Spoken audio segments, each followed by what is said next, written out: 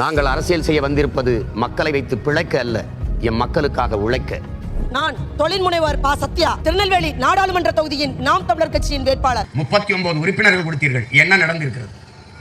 இப்போதுதான் மக்களின் பிரச்சனையை கேட்டு தேர்தல் அறிக்கை எழுதுகிறார்கள்.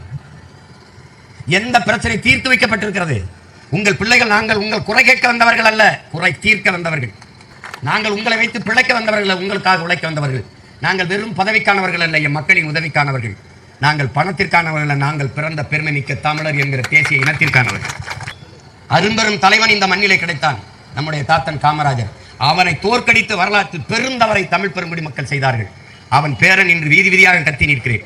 என்னையும் தோற்கடித்து வரலாற்றில் அதே பிழையை இன்னும் ஒரு முறை செய்து விடாதீர்கள்.